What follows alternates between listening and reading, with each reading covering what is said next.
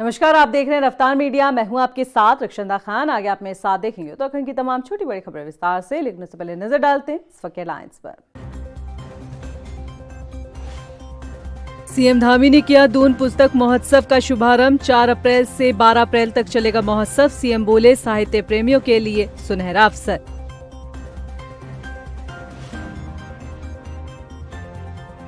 सरकारी अस्पतालों को स्वास्थ्य मंत्री सुबोध उनियाल की चेतावनी। सरकारी अस्पतालों को ना बनाए रेफरल सेंटर। बोले, अगर हुई लापरवाही तो तय है कार्रवाई।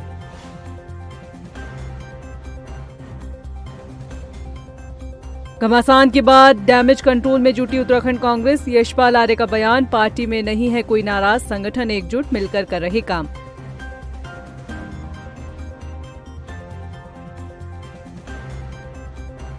और देहरादून के चूना भट्टा इलाके में शव मिलने से मचा हड़कंप। पुल के नीचे संदिग्ध परिस्थितियों में मिला युवक का शव। पुलिस ने शुरू की मामले की जांच।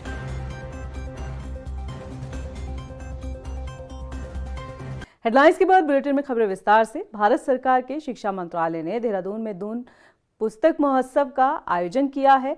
ये पुस्तक महोत्सव 4 अप्रैल से 12 अप्रैल तक चलेगा। शनिवार को सीएम धामी ने इस महोत्सव का शुभारंभ किया।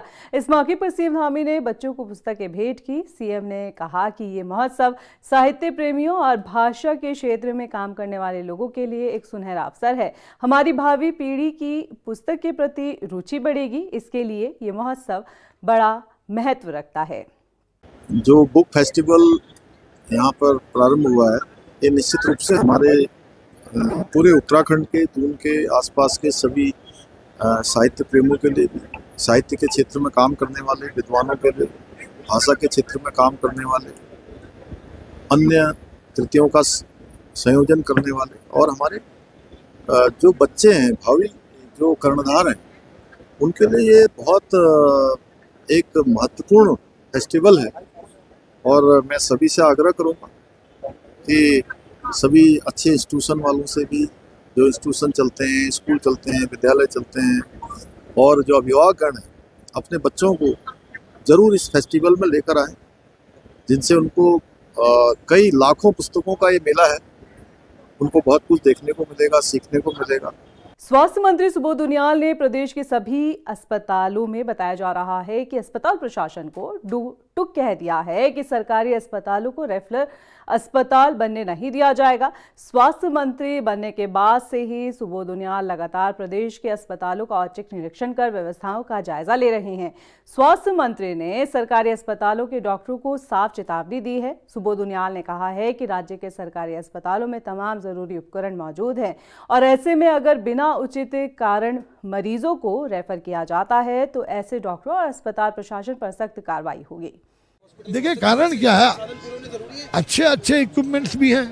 कई, मुझे खबर आई है कि कई करोड़ों के इक्विपमेंट लेकर के अभी तक उनको उपयोग नहीं किया गया। तो इस पर मैं बड़ा कड़ा कदम उठाऊंगा कि आखिर अगर खरीदे क्यों गए, और खरीदे गए तो उनका उपयोग नहीं किया जा रहा है। जिससे मैंने कल आपको देखा कि बहुत अच्छा आईसीयू हमारा कोरोनेशन का है, वेंटिलेटर्स लगे हैं। लोग लगातार वेंटिलेटर और आईसीयू की डिमांड करते हैं, लेकिन कोरोनेशन में खाली पड़ा है। तो कहीं ना कहीं अस्पतालों को अपना परसेप्शन सुधारना पड़ेगा और डॉक्टर्स को, क्योंकि स्पेशलिस्ट डॉक्टर हम पे हैं। मेरा सबसे बड़ा फोकस है कि कतई अस्पतालों को रेफरल हॉस्पिटल ना बनाया जाए। बड़े हॉस्पिटल में आदमी आएगा, वहाँ भी रेफर आप करेंगे तो जनता के विश्वास में कमी आएगी और प्राइवेट इंस्टीट्यूट की तरफ भागेगा। उत्तराखंड अल्पसंख्यक आयोग के उपाध्यक्ष बनाए गए बलजीत सोनी ने मुख्यमंत्री पुष्कर सिंह धामी और संगठन का आभार जताया है। उन्होंने कहा है कि सरकार ने जो उन्हें जिम्मेदारी दी है उसको वो बखूबी निभाएंगे। बता दें कि लंबे समय के इंतजार के बाद धामी सरकार ने दायित्व का बंटवारा किया है। प्रदेश में संगठन के 14 नेताओं को जिम्मेदारी सौंपी गई है।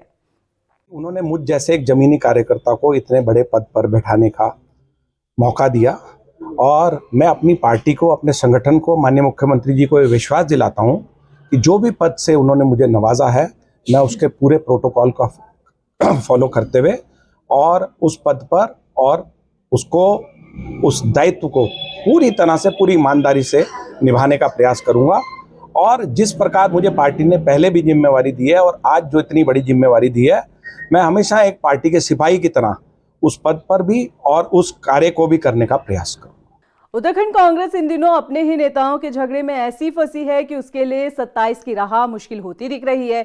हरीश रावत की नाराजगी सामने आने के बाद जहां पार्टी के नेता दो गुटों में बंटे नजर आ रहे हैं, वहीं अब इस गुटबाजी ने दिल्ली में बैठे पार्टी आलाकमान को भी परेशान कर दिया है। ये रिपोर्ट देखिए। उत्तराखंड में कांग्रेस के अंदरूनी झगड़े की आंच अब दिल्ली तक पहुंचने की खबरें हैं। हालात ये हैं कि दिल्ली में बैठे पार्टी आलाकमान ने राज्य के नेताओं को इस मसले पर बयान देने से रोक दिया है। पार्टी आलाकमान ने साफ कर दिया है कि इस मसले पर ना तो कोई नेता बयान देगा और ना ही पार्टी फोरम से बाहर इसकी चर्चा की जाएगी।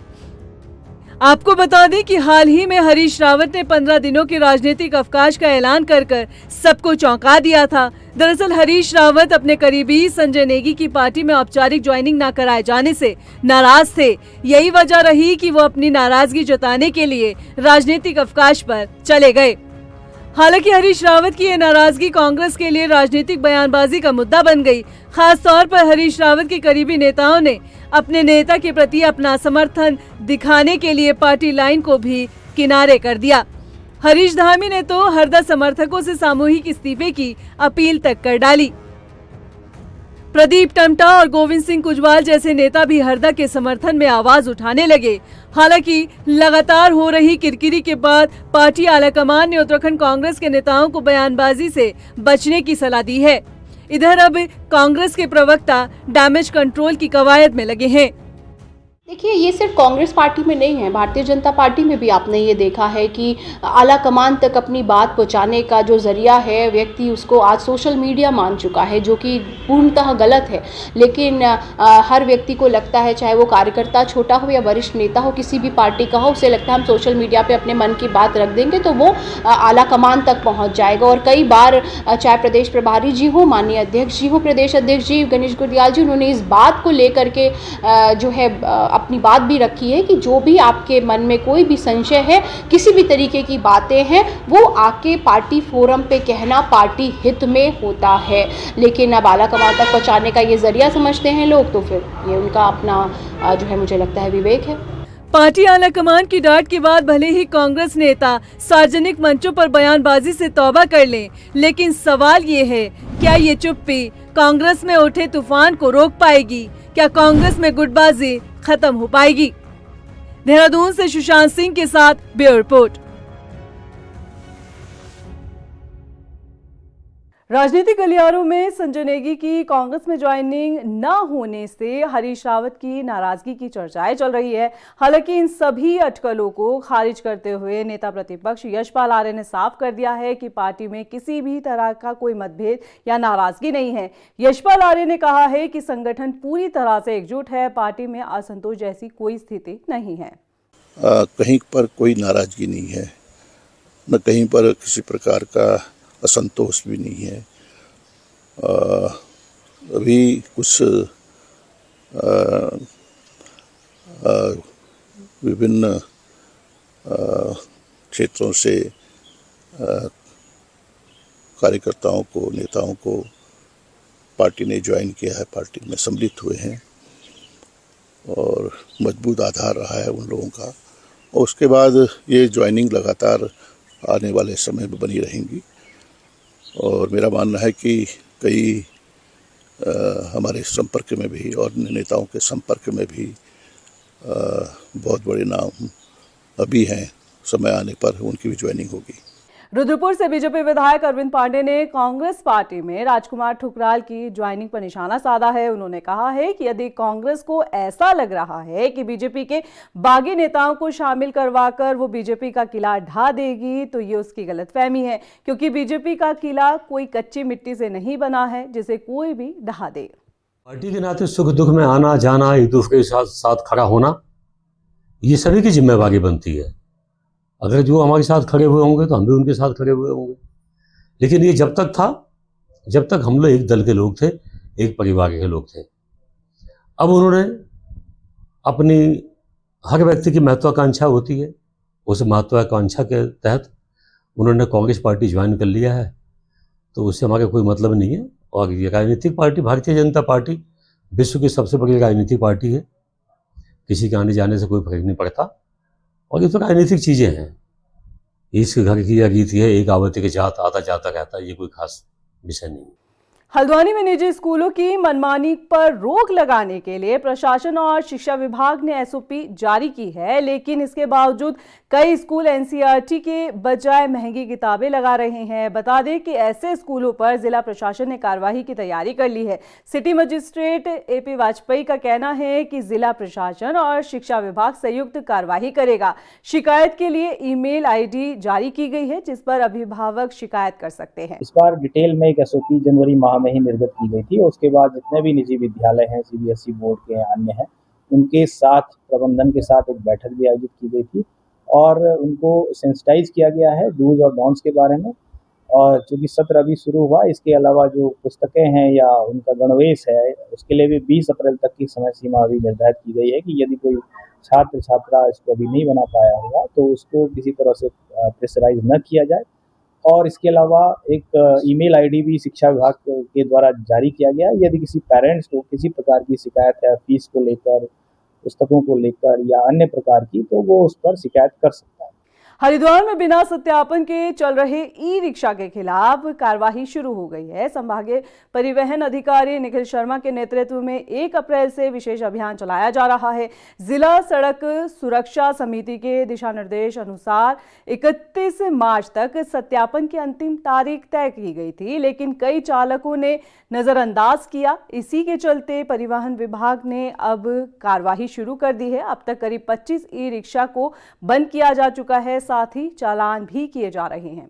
देखिए, जैसा कि विदित है कि जो हमारी ई रिक्शा को लेकर एसओपी थी, जो कि जिला सड़क सुरक्षा समिति थी, उसके अकॉर्डिंग 31 मार्च तक ई रिक्शाओं का सत्यापन होने का आखिरी तिथि था। उसके बाद उनके ऊपर चालानी कार्रवाई करनी थी। तो उसी के क्रम में हमने ये 1 अप्रैल से जो अभियान है, जो भी ई रिक्शा सत्यापित नहीं हो रखे हैं उनके खिलाफ चला रखा है। तो उसी के क्रम में आज भी हमने अभी तक लगभग 25 ई रिक्शा बंद कर चुके हैं और ये कार्रवाई अभी आगे चलती रहेगी। रुड़की के साउथ सिविल लाइन क्षेत्र में एसटीएफ देहरादून की टीम ने छापेमार कार्रवाई करते हुए 101 एलपीजी गैस सिलेंडर बरामद किए हैं।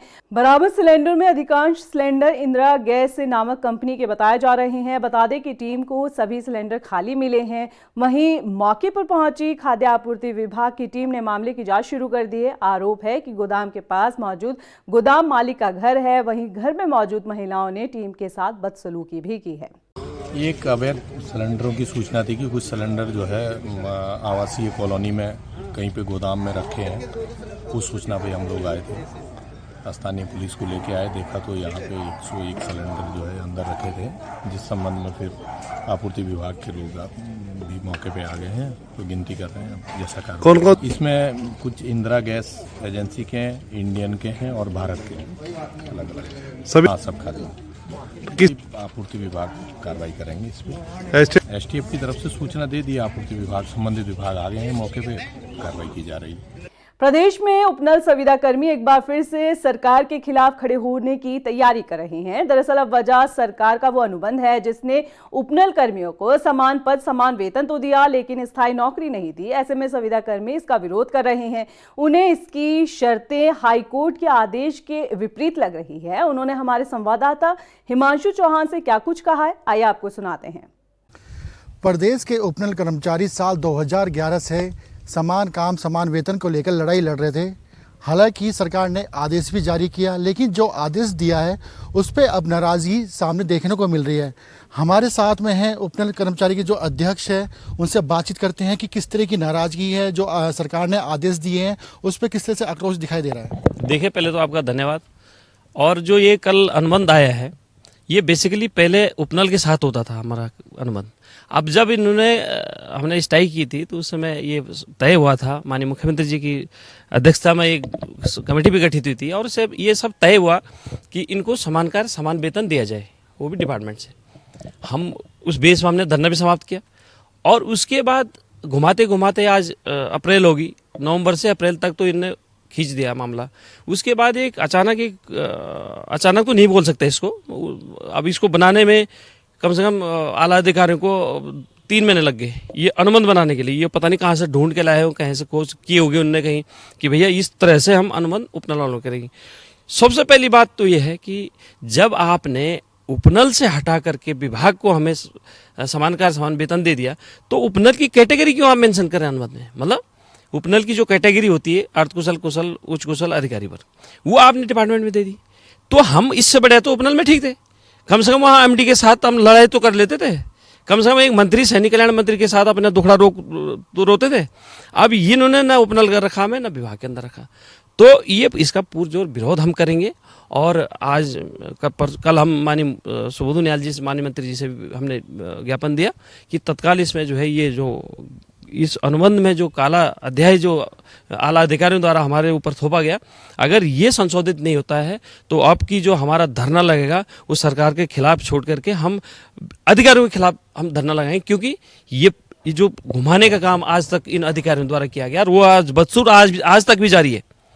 और तीसरी बात, जब आपने कर्मचारी नियमावली हम पे फॉलो कर दी, कर्मचारी आचरण नियमावली हम पे फॉलो कर दी कि जैसे सरकारी नियमावली आचरण नियमावली है वो आप वही फॉलो। एक तरफ तो आप सरकार के जो आचरण नियमावली उस पर हमें फॉलो कर रहे हैं, दूसरी तरफ आप कह रहे हैं नहीं साहब आप तो नहीं हो पाएगा। तीसरी बात, आप जब ये आप जियो जारी करते हैं तो ये प्रकरण मेरे संज्ञान में मतलब इतना वो लगता है कि आप कोर्ट का माध्यम इसमें दे रहे हैं कि माननीय न्यायालयों के आदेशों के कर्म में, ये साहब लिखा है देखो, माननीय न्यायालयों के आदेशों के कर्म में हम इसको पारित कर रहे हैं। माननीय न्यायालय ने क्या बोला?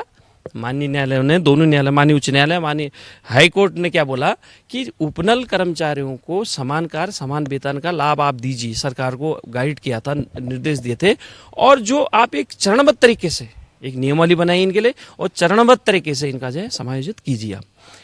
आप एक तरफ तो कोर्ट का हवाला दे रहे हैं, इसमें कहाँ कोर्ट ने जो डिसीजन दिया था, कहाँ जो आदेश किया था वो मेंशन हो रहा है, कहीं नहीं मेंशन है, और ऊपर आप कह रहे साहब नहीं कोर्ट की डायरेक्शन है। तो ये सारी दोगली चीज़ें जो हमारे आला अधिकारी कुछ लोग हैं वहाँ, उनके खिलाफ अब धरना होगा, सरकार के खिलाफ नहीं अब धरना होगा। क्योंकि सरकार ने, माननीय मुख्यमंत्री जी ने और उनकी समस्त कैबिनेट ने एक बढ़िया हमारा समान कार्य समान वेतन का जो हमें लाभ दिया था, उसको इन्होंने अब इतने ये आला अधिकारी जो सूबे के हैं इतने एरोगेंट हो गए हैं कि वो कैबिनेट उप समिति की जो बैठक थी, जो निर्णय बिंदु लिए गए थे, उसको भी पलटने का काम किया। इस संबंध में हमने कल माननीय सुबोध उनियाल जी से भी वार्ता करी, बोला ये उप समिति में तो था ही नहीं अनुबंध। अगर आपने अनुबंध भी करना था, 3 महीने आपने इस अनुबंध पे लगा दिए, तो कम से कम एक बार जो सम्मानित हमारे समिति के अध्यक्ष थे माननीय सुबोध उनियाल जी या सौरभ बहुगुणा जी, हमारे विभागीय मंत्री गणेश जोशी जी, या हमारा प्रतिनिधिमंडल के साथ एक बार वार्ता तो कर लेते कि इस तरह का हम जो है इसको बनाने जा रहे हैं, तो क्या ये आपको स्वीकार है? तो मेरे को लगता है कि ये जो आला अधिकारी है वो नहीं चाहते हैं कि इनको समान कार्य समान वेतन का लाभ मिले, और वो ये चाहते हैं कि एक फिर धरना हम लगाएं। ये मजबूर हमें करने का काम किया जा रहा है, और इसका हम मुंह तोड़ जवाब देंगे कि जो अधिकारी आज तक उपनल के नाम से जो हमारे साथ उपनल कर्मचारी छलावा कर रहे हैं उसको दंडित अवश्य मिलना चाहिए। और ये जब हम धरना प्रदर्शन करेंगे तो सारी जिम्मेदारी उस आला अधिकारी की होगी जिसने ये काला चिट्ठा हमारे निकाला है। इस अनुबंध में एक जिक्र भी किया गया है, 11 महीने का एक एग्रीमेंट तैयार किया जा रहा है। अब उस जो 11 महीने तैयार करने की बात कही जा रही है, उसका कितना प्रभाव पड़ेगा, कितना नुकसान देखने को मिलेगा? उसमें पूरा प्रभाव कर्मचारी के ऊपर है। दूसरी बात यह कि अनुबंध के तहत तो हम काम कर ही रहे थे। आज भी आप 15 साल 20 साल काम करने के बाद फिर आप उसे अनुबंध में ला रहे हैं। हमारी तो मांगे थी कि जैसे अध्यक्ष जी ने कहा कि भाई सबको समान काम मिले, समान काम समान वेतन और चरणबद्ध तरीके से नियमित हो, अनुबंध की प्रक्रिया में ला रहे हैं। अनुबंध में आपने स्पष्ट नहीं किया है कि साहब प्रतिवर्ष अनुबंध किया जाएगा, आप कह रहे हैं कि साहब साल भर बाद आप निर्णय लेंगे करना है कि नहीं करना है। जब अधिकारी वर्ग इस प्रकार से कूट रचित तरीके से 1 महीने बाद ही अनुबंध पत्र तैयार कर सकते हैं, तो क्या वो अधिकारी 1 साल बाद हमको रखेगा? बिल्कुल नहीं रखेगा। आज हर कर्मचारी इसी प्रताड़ना से गुजर रहा है कि अधिकारी वर्गों ने, राज्य सरकार के जो हमारे जनप्रतिनिधि हैं, माननीय मुख्यमंत्री जी हैं, उप समिति के पदाधिकारीगण हैं, उन सब लोगों ने एक कर्मचारी हित में एक बहुत बड़ा निर्णय लिया था कि सबको प्रथम उसमें समान काम समान वेतन देते हैं। और हमने भी राज्य सरकार के साथ में बहुत बड़ा सहयोग किया था कि ठीक है आप देर आए दुरुस्त आए, जिनको भी आप प्राथमिक रूप से अभी देने जा रहे हैं हम उसको स्वीकार कर रहे थे। पर लेकिन इस प्रकार से कूट रचित तरीके से आपने ये जो अनुबंध में जो नियम वर्णित किए हैं, आप ये बता दीजिए कौन से कर्मचारी आचरण नियमावली में अनुबंध लिखे हैं, कहाँ लिखे हैं ये? आप तो 2 महीने तक देखते रहे कि साहब कौन सा विधि, कौन सा शब्द, कौन सा ऐसा प्रयोग करके किन कर्मचारियों को हम एक जेल से निकाल कर दूसरी जेल में शिफ्ट कर दें और वहीं इनका इनकाउंटर कर दें। ऐसा नहीं चलेगा। अब जैसे अध्यक्ष जी ने कहा है, इस राज्य सरकार में जो नौकरशाह तानाशाही में उतरे हैं, जो नौकरशाह इस राज्य के कर्मचारी, इस राज्य के जिन लोगों ने इस राज्य को बनाने के लिए 15-15 साल 20-20 साल अपने जीवन का वो बहुमूल्य समय दिया, 5-6 हज़ार में काम किया, आज हमें अधिवर्षता पूर्ण होने के समय पे ये समान काम समान वेतन नियमित का लाभ मिलने जा रहा था, उसमें भी आप इस प्रकार से कूटरचित तरीके से ये वातावरण बना के लोगों को बाहर करने का रास्ता अपना रहे हैं। तो निश्चित तौर पर उस अधिकारी को, हमारे पास शब्द नहीं है, ऊपर वाला देख रहा है, और जब ये सभी कर्मचारियों का गुस्सा फूटेगा तो मुझे लगता है उस अधिकारी को ना तो सर छुपाने के लिए आसमान मिलेगा, ना भागने के लिए जमीन नजर आएगी। जिस तरह से अनुबंध तैयार किया गया है अधिकारियों के द्वारा, तो अब किस तरह की दिक्कत देखने को मिलेगी कर्मचारियों को? कर्मचारियों को जिस तरीके से शासन आदेश से अनुबंध का समय दिया है, उससे कर्मचारियों को सबसे बड़ी दिक्कत है कि अगर आज के डेट में ये शासनादेश रिलीज होगा या विभागों में, तो कर्मचारियों को ये दिक्कत होगी वहाँ की, अगर अधिकारी आज उसका है तो कल कुछ भी हो सकता है उसके बीच में, ये कभी भी उसको हटाया दिया जाएगा। तो ये सबसे बड़ी दिक्कत आएगी अनुबंध के। और आज ज़्यादा से ज़्यादा मैं यही कहूँगा कि जो अनुबंध की तरह जो और लोग हैं उनको भी इसमें शामिल किया जाए। तो लगातार इनके आक्रोश है, तो जिस तरह से नियमितीकरण की भी बात कही जा रही थी, लेकिन अब समान काम समान वेतन की बात कही गई, लेकिन अब फैसला क्या आया सामने सभी को पता है, तो इससे कैसा विरोध किया जाए? देखिए, सबसे बड़ा दुर्भाग्य क्या है, हम माननीय सर्वोच्च न्यायालय से हम जीत आ चुके हैं, मान लिया अपने हाई कोर्ट से हम जीत गए। हाई कोर्ट का जो सीधा डायरेक्शन थे, निर्देश थे, वो थे कि जिनको 10 साल हो चुके हैं उनको नियमितीकरण का उनको पॉलिसी बनाई जाए, और जो अन्य लोग हैं बच्चे उनको समान काम संविधान दिया जाए। लेकिन आप देखिए, कल जो ये हमारा ये काला कानून बोलूँगा, काला का जो चिट्ठा निकाला इन्होंने, इसमें सारे कर्मचारी बिल्कुल आक्रोशित हैं। और इस बार जो धरना लगेगा बहुत इतना बेहतरीन लगेगा, क्योंकि अब हम कहीं से भी बहुत परेशान हो चुके हैं। हम 2011 से लगातार लड़ाई लड़ रहे हैं। माननीय मुख्यमंत्री जी, हम ये नहीं बोलते, माननीय मुख्यमंत्री ने हमारे मतलब हित में कार्य किया है। माननीय हमारे सुबोध उनियाल जी हैं, सौरभ बोंगड़ा जी है, उनकी पूरी कैबिनेट, उन्होंने अच्छे काम किए मान ले। लेकिन नौकरशाह क्या कर रहे हैं, हमारी समझ ये बात नहीं आ रही। इसका मतलब नौकरशाह भी है। अरे हम तो इसी प्रदेश के बच्चे हैं भैया, हम कहाँ जाएंगे? या कौन से गुनाह कर दिए हमने? 5-5, 6-6 हज़ार हमने काम किया शुरुआत में। अब जो हमारे अच्छे दिन आने थे, अब आपने तो हमारे कहीं का नहीं छोड़ दिया हमें। नेशनल के जो कर्मचारी महासंघ अध्यक्ष, उनका साफ तौर पर कहना है कि जो अनुबंध है उसमें बदलाव नहीं किया जाता है। और हालांकि 1 हफ्ते का समय दिया गया है, अगर 1 हफ्ते में भी बदलाव नहीं होता है तो जिस तरह से पहले आंदोलन किया था उससे भी बड़ा आंदोलन अब करेंगे। कैमरा पर्सन निशांत के साथ हिमांशु चौहान, रफ्तार मीडिया, देहरादून। रुड़की में आंगनबाड़ी वर्कर्स ने मानदेय में बढ़ोतरी समेत कई मांगों को लेकर कार्य बहिष्कार शुरू कर दिया है। अपनी मांगों को लेकर नाराज आंगनबाड़ी वर्कर्स ने बाल विकास सुपरवाइजर को ज्ञापन सौंपा है। ज्ञापन में आंगनबाड़ी वर्कर्स ने लिखा है कि जब तक उनकी मांग पूरी नहीं हो जाती तब तक केंद्रों में तालाबंदी रहेगी और कोई कार्य नहीं किया जाएगा। हमारा ये धरना हमेशा ऐसे ही चलता रहेगा जब तक सरकार हमारी मांगों को पूरी नहीं करेगी। सरकार से भी यह विनती है कि सरकार हम महिलाओं को मांगों को थोड़ा दृष्टि डाले और हमारे ऊपर भी थोड़ा देखें कि महिलाएं कितना जीरो से लेके बच्चे का सारा डाटा उन्हें दे रहे हैं। हर कार्य बीएलओ का कार्य कर रहे हैं, जो भी वे कार्य हमें दे रहे हैं हम भली प्रकार से सारा कार्य उनको देते जा रहे हैं, मगर उन्हें को भी हमारे ऊपर थोड़ा देखना चाहिए। सबसे पहले तो भैया हमारी मांग यही है कि इतनी महंगाई के दौर में सरकार हमारे बारे में बिल्कुल भी सोच नहीं रही, ध्यान नहीं दे रही है। हमारा मानदेय बहुत कम है, मानदेय बढ़ोतरी की मेन मांग हमारी यही कि हमारी मानदेय बढ़ोतरी की जाए। चंडीगढ़ में बीजेपी दफ्तर पर फेंके गए ग्रेनाइट हमले के बाद राजधानी देहरादून स्थित बीजेपी प्रदेश मुख्यालय का भी सुरक्षा कर्मियों ने जायजा लिया है। टीम ने कार्यालय में लगे सीसीटीवी कैमरों की निगरानी की और आने जाने वाले रास्तों को भी चेक किया। कार्यालय में मौजूद प्रभारी जगमोहन रावत ने बताया कि इन दिनों कार्यालय में पार्टी के स्थापना दिवस की तैयारी चल रही है। ऐसे में विधायक, सांसद और खुद मुख्यमंत्री का आना जाना लगा रहता है। उन्होंने पुलिस प्रशासन को अलर्ट रहने के लिए कहा है। और वो भी एक कारण हो सकता है कि उसके कारण तो प्रशासन है, पुलिस से थोड़ा सा एक्टिव हुई है, अतिरिक्त एक्टिव हुई है। तो यहाँ की सुरक्षा की जानकारी ले रही हैं, क्या क्या हमारे पास व्यवस्थाएं हैं, क्या क्या होना चाहिए। कुछ उनकी तरफ से हमारे लिए सुझाव हैं या हमारी तरफ से उनको कोई सुझाव है, कोई बात हमने कहनी है, तो वो सारी विषय आ रहे हैं और उसको लेकर के लोग आए हैं। कौन कौन से डिपार्टमेंट के लोग आए हैं आपके पास? LI वाले थे, IB के थे, पुलिस वाले थे और अग्निशमन वाले थे और अन्य जो सुरक्षा से जुड़ी हुई एजेंसियाँ हैं उनके लोग यहाँ पर आए। देहरादून के राजपुर थाना क्षेत्र में हुए रिटायर्ड ब्रिगेडियर मुकेश जोशी हत्याकांड में पुलिस को बड़ी कामयाबी मिली है। एसएसपी देहरादून के निर्देश पर चलाए जा रहे सघन चेक इन अभियान के दौरान पुलिस और बदमाशों के बीच मुठभेड़ हुई।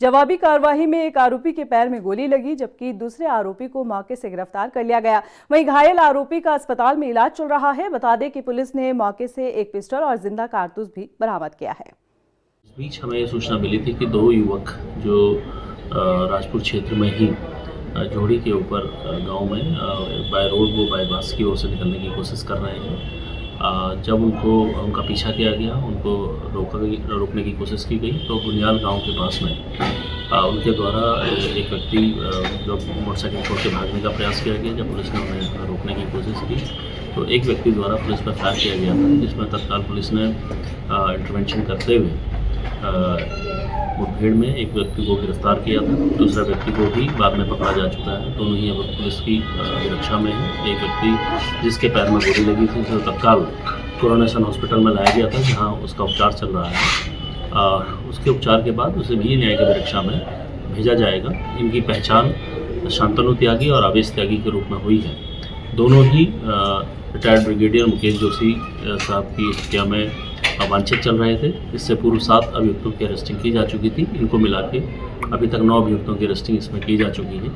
हल्द्वानी में ऑपरेशन प्रहार के तहत बनभूलपुरा पुलिस को बड़ी कामयाबी मिली है। यहां बनभूलपुरा पुलिस ने एक अपराधी गिरोह का भंडाफोड़ कर 3 लोगों को गिरफ्तार किया है। मामले का खुलासा करते हुए एसएसपी मंजुनाथ टीसी ने बताया कि आरोपियों ने एक ही दिन में 3 घंटे के अंदर 3 घटनाओं को अंजाम दिया। पकड़े गए आरोपी रोडवेज बस स्टैंड और बाजार में लोगों को निशाना बनाते थे। गैंग में 2 नाबालिग सहित 3 लोग शामिल थे।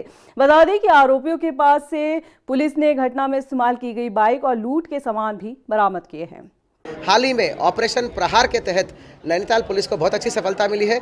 दिनांक 3 तारीख को तड़के की सुबह एक 3 लोगों का जो गैंग ने एक गैंग रूप में आकर जो है 3 घंटे के अंतराल में 3 अलग अलग वारदातों को अंजाम दिया और जहां पर लोगों का मोबाइल को छीनने के वारदात को अंजाम दिया। इसको एक चुनौतीपूर्ण तरीके से लिया गया और एसएचओ दिनेश फर्त्याल ने अपनी टीम को एक्टिवेट करके प्रहार के तहत जो ऑपरेशन प्रहार के तहत जो घेराबंदी हुआ, उस घेराबंदी करते हुए सीसीटीवी कैमरा का तुरंत देखकर घेराबंदी किया गया। उसके तहत जो है झपट्टा मार गैंग का पर्दाफाश हुआ है और उनकी कब्जे से टोटल 6 मोबाइल और एक बाइक का बरामद हुआ है। निश्चित रूप से ऑपरेशन प्रहार का सफलता है ये। टीम को बहुत बहुत बधाई और शुभकामनाएं। हल्द्वानी के मुखानी क्षेत्र में 2 बड़ी चोरी का पुलिस ने खुलासा किया है। मुखानी पुलिस और एसओजी की टीम ने अंतर्राज्यीय चोरों का खुलासा किया है। बता दें कि एक चोर को भी गिरफ्तार किया है, जिसके कब्जे से लगभग 9 लाख रुपए से ज्यादा की ज्वेलरी और नकदी बरामद की गई है। आरोपी राजमिस्त्री का काम करता था और इसी दौरान घरों में रेकी कर चोरी की घटना को अंजाम देता था। एसओ सुशील कुमार और सीओ और एसपी के अथक मेहनत और एसओजी की संयुक्त कार्रवाई में तो चोरी की घटना का सफल अनावरण हुआ है, जिसमें एक शातिर चोर है जो कहने को राजमिस्त्री का काम करता था, परंतु अकेला बिना फ़ोन या बिना कोई टेक्नोलॉजी यूज़ करते हुए चलता था वो, और लगातार अकेला जो है वारदात को अंजाम देता था। उस शातिर चोर का 250 से भी अधिक कैमरा को तलाश करते हुए हमने उस शातिर चोर को हमने आज अरेस्ट किया है और उसकी निशानदेही में 9 लाख रुपये 9 लाख रुपीज़ से भी अधिक पेशकीमती सोना, चांदी और जेवरात और कैश का बरामद हुआ है। इसके अलावा भी एक खुशखबरी यह है कि इसी चोर ने हमारे पूछताछ में ये माना है कि हिमाचल प्रदेश में इसी दौरान इसने हिमाचल प्रदेश में 9 विभिन्न जगहों पे अपराध को अंजाम दिया है। हिमाचल प्रदेश को सूचित किया है। हिमाचल प्रदेश की टीम भी आ रही है। हरिद्वार के श्यामपुरा में बता दें कि युवक की खुदकुशी का मामला पुलिस जांच में हत्या का निकला है। मामले का खुलासा करते हुए एसपी सिटी अभय प्रताप सिंह ने बताया कि मृतक की पत्नी और नाबालिग बेटी ने मिलकर घटना को अंजाम दिया था, लेकिन पुलिस जांच में जुटाए गए साक्ष्यों से और पूछताछ के बाद इसका खुलासा हुआ है। आरोपी मां बेटी ने बताया कि अवैध संबंधों और घर में चलते विवाद के कारण जो मृतक है वो मारपीट करता था। परेशान होकर उन्होंने इस खौफनाक कदम को उठाया। सभी जानकारियों को सम्मिलित करके जब सख्ती से महिला से पूछताछ हुई तो उनके द्वारा घटना को एक्सेप्ट किया गया और उनके द्वारा ये बताया गया कि सामाजिक रूप से महिला के कुछ अमान्य संबंध थे। ये बात पति को पता थी। पति के द्वारा इस पे आपत्ति की जाती थी और इसी कारण से इस दंपति के बीच में आपस में टकराव होता था, कहासुनी होती थी। घटना के दिन भी पति और पत्नी के बीच में इसी बात को लेके हुआ था। लिहाजा पत्नी ने अपनी एक नाबालिग बच्ची के साथ षड्यंत्र करके और शाम को उनको शराब में नींद की दवा मिलाई और उनको पिलाया गया। जब ये बबलू कुमार सो गए अपनी चारपाई पे तो इनका हाथ पैर बांध करके और घर में जो इनके तकिया थे उससे उनका मुंह दबा करके और इनकी हत्या की गई। चूंकि इनको पता था कि पुलिस आएगी तो लिहाजा इन्होंने सल्फास बोल करके और उनके मुंह में डाल दिया, जिससे ये लगे कि इन्होंने सल्फास से खा करके आत्महत्या की है। और इन्होंने घटना स्थल पे जो चारपाई थी उस कमरे से दूसरे कमरे में भी शिफ्ट करके और पूरी तरीके से पुलिस को भी गुमराह करने का प्रयास किया। लिहाजा इसमें संपूर्ण जो इन्वेस्टिगेशन में जो दोष पाया गया उसमें इनकी पत्नी और इनकी जो नाबालिग बच्ची है, क्योंकि वो बाल अपचारी है, लिहाजा उसको संरक्षण में लिया गया है। इनकी जो पत्नी है उनकी गिरफ्तारी की गई है। आज दोनों को माननीय न्यायालय के समक्ष पेश किया। अभी के लिए फिलहाल इतना ही, मुझे दीजिए इजाजत। लेके चलते चलते नजर डालते इस वक्त हेडलाइंस पर। नमस्कार। सीएम धामी ने किया दून पुस्तक महोत्सव का शुभारंभ। 4 अप्रैल से 12 अप्रैल तक चलेगा महोत्सव। सीएम बोले साहित्य प्रेमियों के लिए सुनहरा अवसर।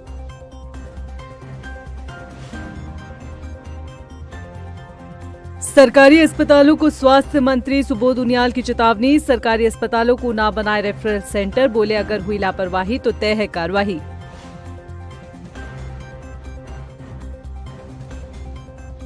घमासान के बाद डैमेज कंट्रोल में जुटी उत्तराखंड कांग्रेस। यशपाल आर्य का बयान, पार्टी में नहीं है कोई नाराज, संगठन एकजुट मिलकर कर रहे काम।